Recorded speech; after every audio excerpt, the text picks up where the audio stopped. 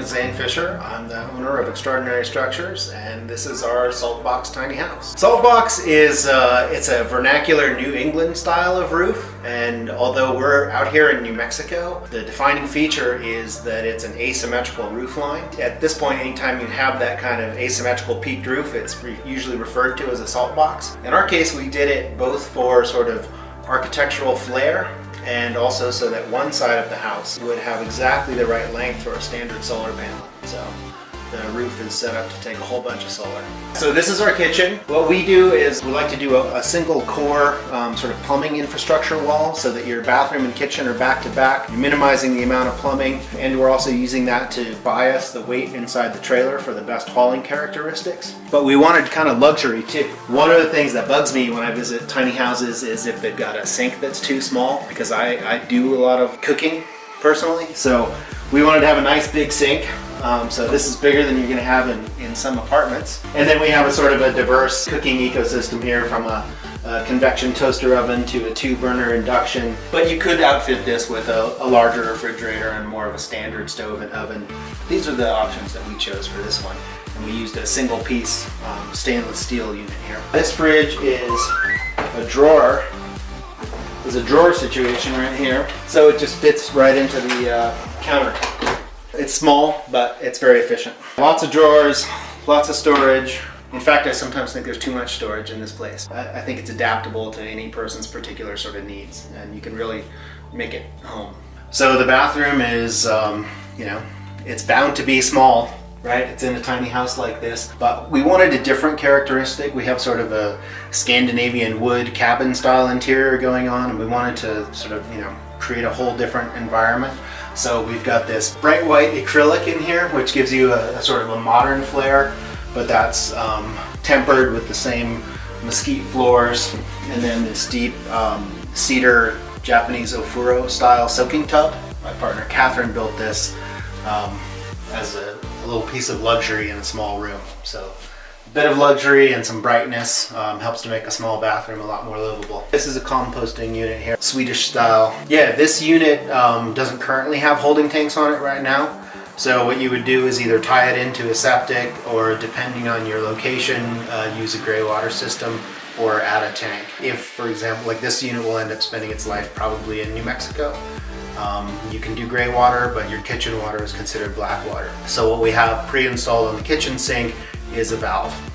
So you could direct it to a tank, or if you're not using food, you could direct it to a gray water system. We like to avoid lofts whenever possible. They're enjoyable, but in a small space, we don't want to put too much weight up above or take up the nice airspace. But over the bathroom is a natural place to have a small loft. Can sleep up there, or a kid can sleep up there, a guest, or I think of it as kind of a reading nook. And we just have a ladder permanently mounted on the wall for a quick climb up there. And it turns out it's a nice space. A little reading light and a little outlet up there makes it pretty livable. The primary bed, we're using a horizontal Murphy or a wall bed system.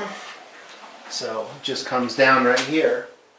So what we do is we move this little fold up rocker out of the way, and our furniture actually rolls, so we can move it to the side.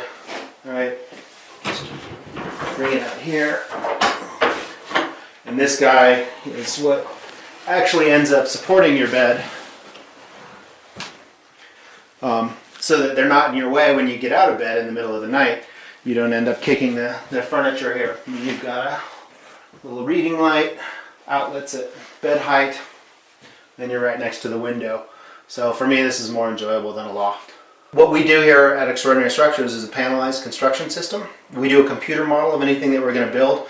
We break it into component sections, and then we use a CNC router or an automated system to carve out those panels in precise shapes and lock them together, kind of like Legos for big kids or something like that. So in this unit you can see the joints here, where each 2-foot wide panel connects to the next one. So once we've designed a structure, it actually assembles quite quickly. This little stove, it was invented for marine applications out of the Seattle area. So for fishing crews going out early who want to warm up, and it's a super efficient burn.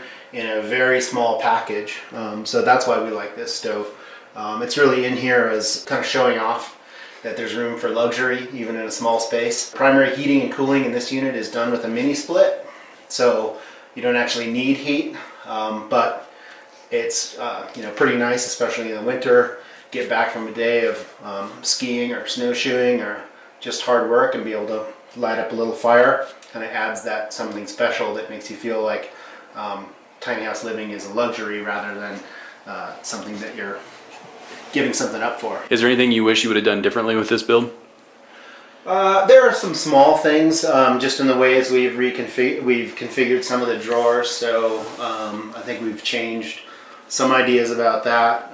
We've learned some lessons about how to run infrastructure in the most optimal ways, especially if we're not building the whole unit for someone, or if we're providing a shell, which is something that we do, how to make sure that it can work really well for electrical and plumbing trades. Part of that is the tiny configuration, and part of that is using a panelized construction system like we do. Overall, I think we're pretty happy. You know, we've got other floor plans that we're working on that are different, but this one has a lot of versatility in it for us. Where do you see the future of this? Do you see this as something that is going to be progressing for many years to come, or do you see this as something where it's going to be a niche, small market that's always been there, but now they're starting to become more aligned with the thought process of the tiny home living?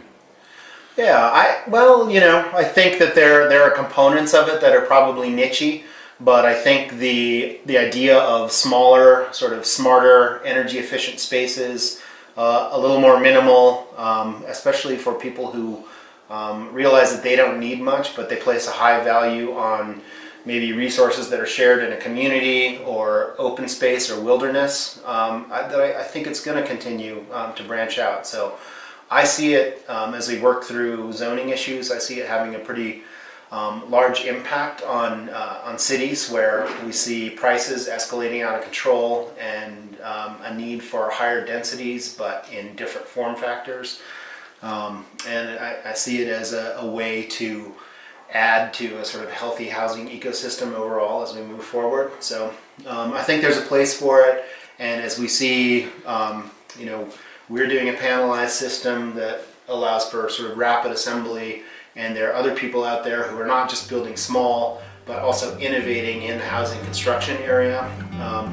And so to see companies coming up like that is exciting, and I think it does point to